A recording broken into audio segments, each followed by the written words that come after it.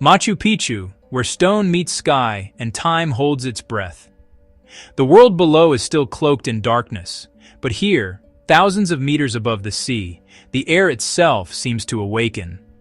A vast ocean of mist, soft and white, fills the Urubamba Valley, swirling gently around the shoulders of ancient mountains. It is a slow, silent river of cloud. Nothing is revealed at once. There is only the promise of a hidden world, a kingdom held in suspension between the earth and the heavens, waiting patiently for the sun's command to appear.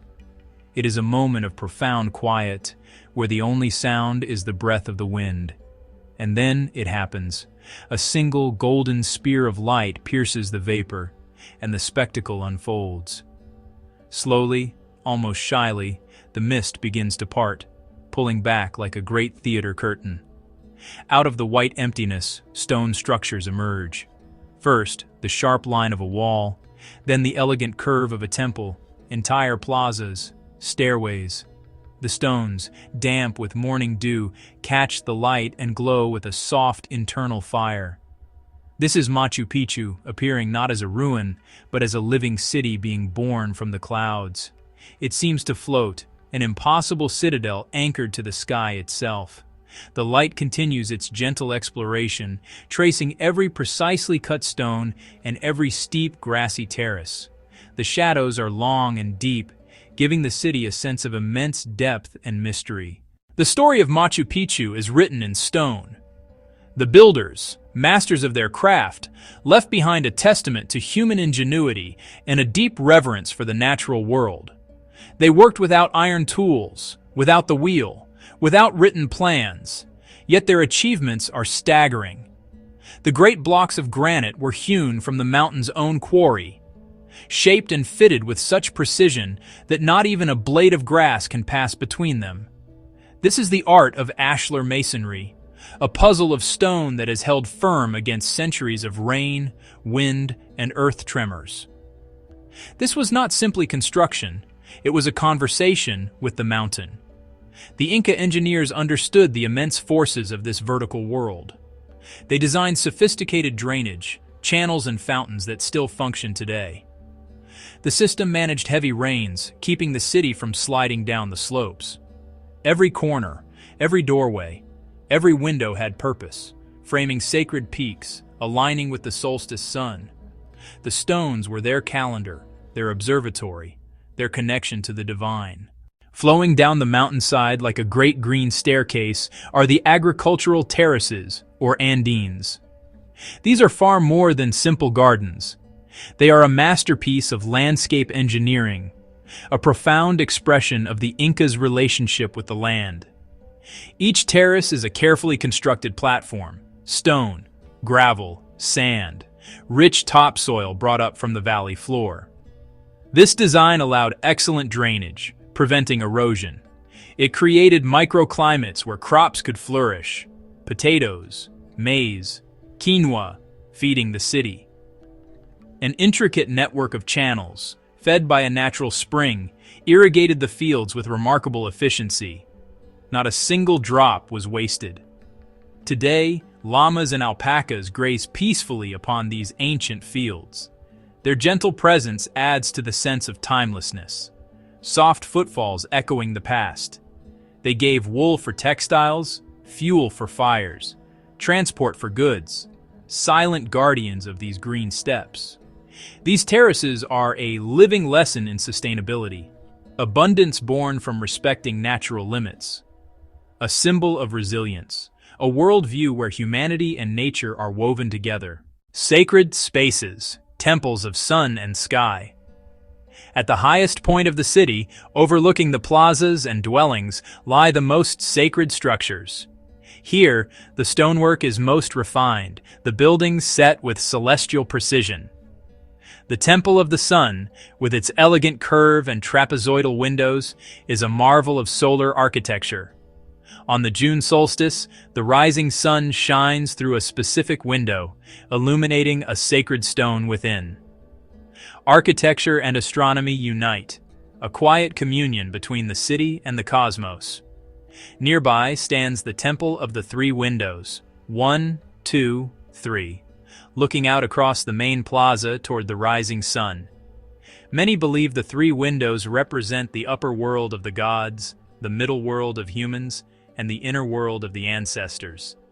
It is a space for reverence, to feel small, yet linked to something vast and eternal.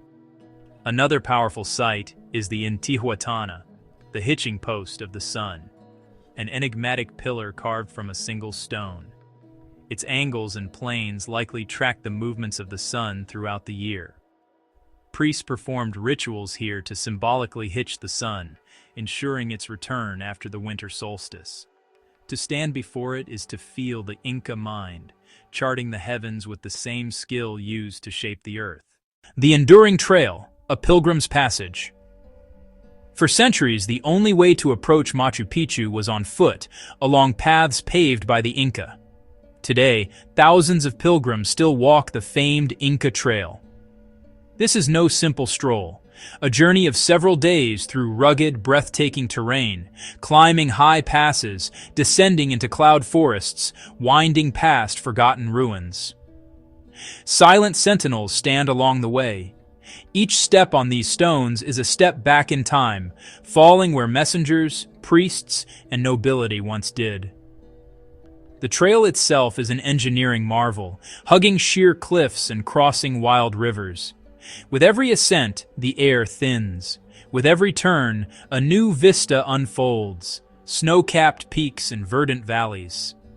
The culmination comes at Inti Punku, the Sun Gate, at dawn. After days of walking, the first rays crest the mountains. From here, Machu Picchu is revealed, spread below in all its glory, glowing in the morning sun. Awe and accomplishment mingle in silence. It is more than a view. It is the feeling of arriving, of completing a sacred passage.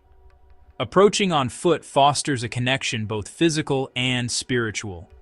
The city seems to welcome pilgrims as kindred spirits, the keepers of tradition, the Quechua Spirit.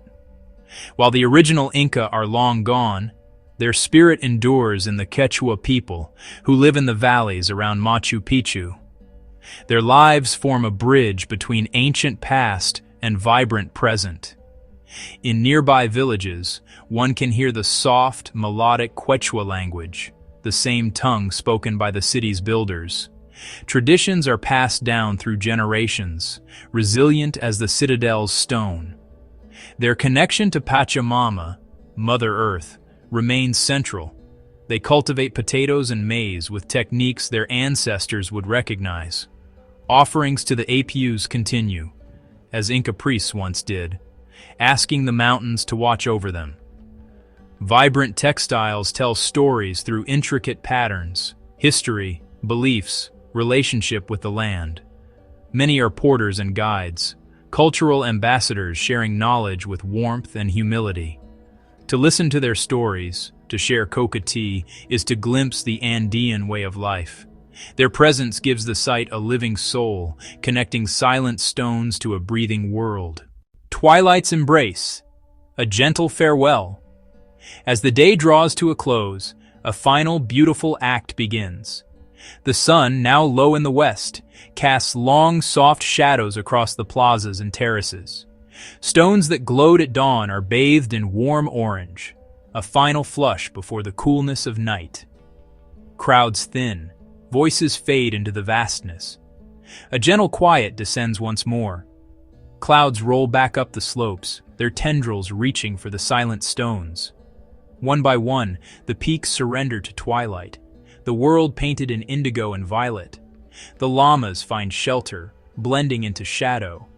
The citadel returns to solitude, a stone forest sleeping beneath southern constellations. It is a place of work and spirit, a school of stone and soil, a quiet chamber where the sky and the land meet. Here, the story is kept in wind, in light, and in enduring stone. Machu Picchu, the lost heights of the Andes, where silence speaks and the spirit of the ancients still walks in the clouds.